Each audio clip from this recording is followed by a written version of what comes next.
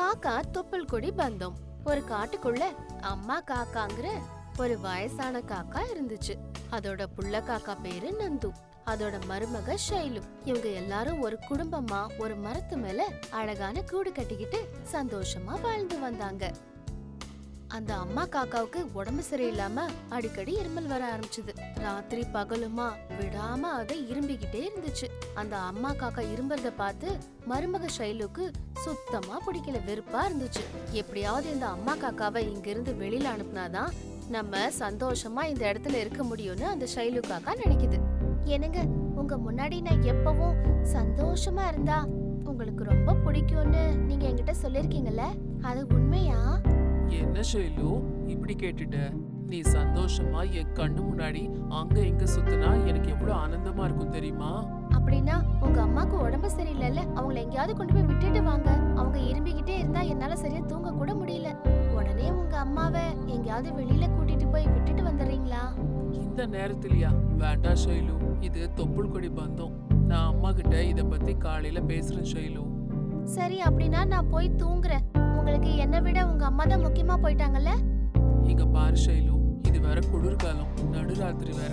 இதெல்லாம் தெரிஞ்சிருந்தும் என் வயசான அம்மாவை என்னால எப்படி வெளியில அனுப்ப முடியும் சொல்லு? அப்படின்னு சொல்லிட்டு நந்து காக்கா கவலைப்பட்டுக்கிட்டு இருக்கும்போது அவங்க அம்மா இரும்ப ஆரம்பிக்கிறாங்க. அந்த இருமலை ஷைலு காக்காவால தாங்கிக்கவே முடியல. நந்து காக்கா ரொம்ப கவலையோட அவங்க அம்மா பக்கத்துல வந்து அம்மா காக்கா கிட்ட சொல்லுது, அம்மா நீ வெளியில படுத்துக்கோமா, உன்னோட இருமலால உன் மருமகளுக்கு சரியா தூக்கமே வரமாட்டேங்குது, நீ வெளியில படுமா. அப்பா நந்து, வெளியில ரொம்ப குளிரா இருக்குதுப்பா. அது மட்டும் இல்லாம பனி வேற பெய்யற மாதிரி இருக்குதுப்பா. நம்ம 2 பேருக்கும் தொப்புள் கொடி உறவு இருக்கிறதுங்கிறத மறந்துடாது. இப்போ எனக்கு தொப்புள் கொடி பந்தம் முக்கியம் இல்லம்மா, தாலி பந்தம் தான் ரொம்ப முக்கியம் அப்படின்னு சொல்லிட்டு அம்மா காக்காவை குளிர்ல வெளியில கொண்டு வந்து விட்டுட்டு உள்ள போய் கதவு சாத்திக்குது நந்து காக்கா. அந்த வயசான அம்மா குளிர்ல நடுங்கிக்கிட்டு இருக்காங்க.